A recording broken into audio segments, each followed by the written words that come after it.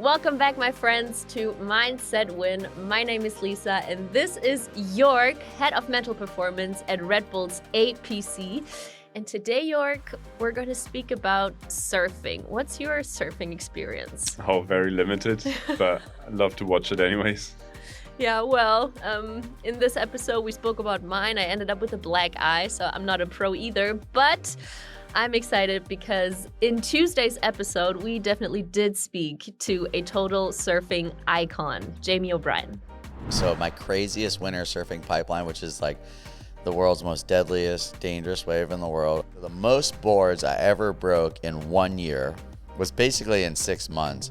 I broke 26 surfboards at Pipeline. When I walk out in my backyard at Pipeline, sometimes I'm scared. Before I go to bed, I start thinking like, oh, it's gonna be gnarly. I don't want to die. And they're like, why am I thinking this? And I'm scared, but I'm like waxing on the board. I'm like, adrenaline's going. Like, I'm a risk taker. I'm ready to take the risk. I want to get out there, and like, I'm scared, but then I got to kind of come back to myself and go, hey, you've done this a million times. If you think you're scared, imagine what the other people are thinking. It's just like this mind over matter thing where it's like I'm always like kind of fighting with myself, even though like I paddle out there and I might be scared, and then people are like, wow, that's so crazy. You do that so easy. And I'm like, no, I was like scared. York, one thing that Jamie and I spoke about was this, maybe it's even kind of a motto, mind over matter. What does it do to you listening to that? Kind of a buzzword too, right? Yeah. It's a nice little phrase, which I think just basically describes my whole field, my area of expertise, my discipline, because a lot of athletes will always say that when it comes down to the competition or the project or the most important moments, it's mostly about the mental aspects. So it's mind over matter in those situations. So I like that phrase because it just kind of represents a lot of things that I work on with the athletes.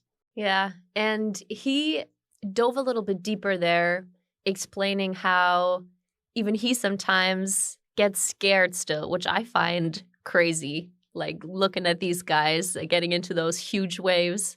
But, you know, it helps him overcoming his fear or his doubts or second thoughts. Is that a normal thing for someone who's that professional and that good at what he does? Absolutely. I've never spoken to any of our Red Bull athletes that didn't say that they feel fear especially in the extreme sports. And for example, Dario Costa, who did the tunnel pass, flew through some tunnels with a plane. Even, he wrote a book about it all and really just became friends with the fear.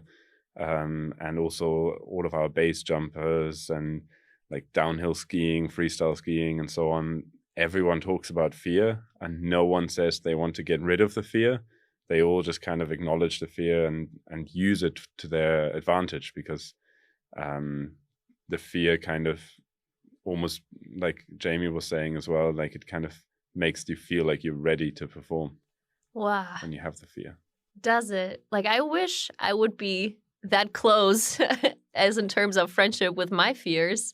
How can I get there? How can I, be excited about these feelings and not, get nervous or stressed when these come up? Well, I mean, if you didn't have the fear, so let's take a base jumper maybe as an example, standing on top of a huge mountain or a bridge about to jump off, it seems completely inhuman or unnatural to say that, they shouldn't have any fear.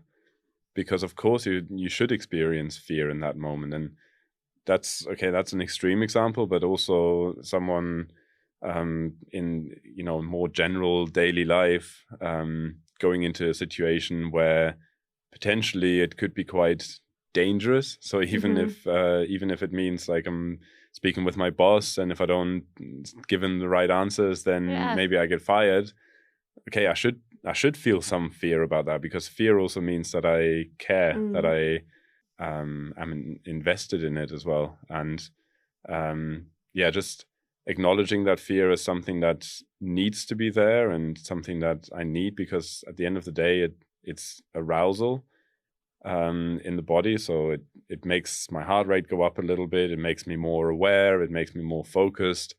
It might be associated with some uncomfortable feelings because, the kind of emotions that I'm feeling might be a little bit uncomfortable, but on the other hand, they are facilitating because they make me just so much more awake, if you like. Yeah. Jamie also spoke about taking calculated risks, which is really close to what you just described, right? How important is it to maybe challenge yourself to take calculated risks every now and then? Yeah, it's really important because you continue to step out of your comfort zone. By taking some calculated risks in your life, you can kind of continue to grow, maybe even somewhat go against what your beliefs were before. So if you've always thought, I'm not good at something, but then you take a calculated risk to actually try and do it, and you realize that, actually I can kind of do it, you can kind of move on and grow from that. So I think it's extremely important to every now and then take a calculated risk. Also, for example, if you're an entrepreneur and you're setting up your own business, if you didn't take any risks, you probably won't succeed.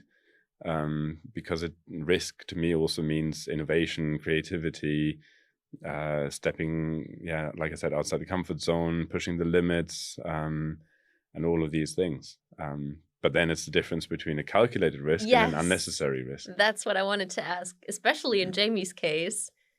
For me, taking any of those big waves, definitely looks like a not so calculated risk, because especially the waves, the powers of nature, you can't really calculate anything there.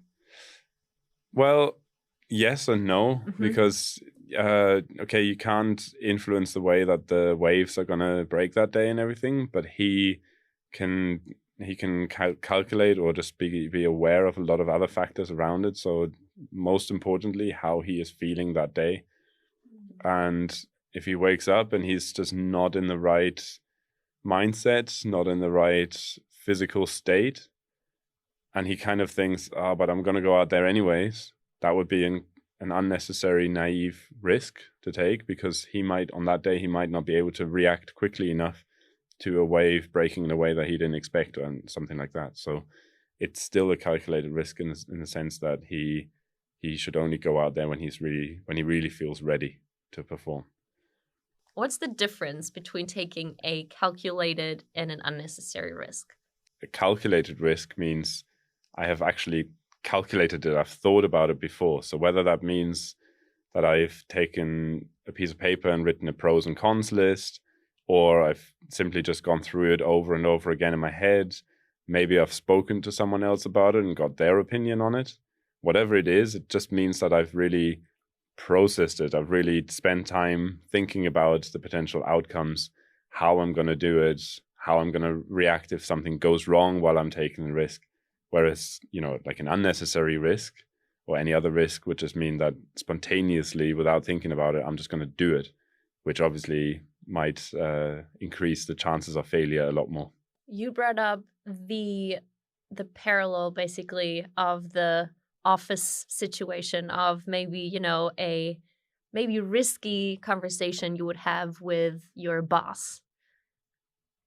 Where's the line there? When is it calculated? When would you say, can you, define it as maybe unnecessary? Yeah, good question. Obviously, it's a hard question because those situations are super individual. Yeah, exactly. And of course, it's a very different situation to doing any kind of extreme sports, but because it's, your life is not on the line. Yeah. Most of the time, hopefully. Yeah. But it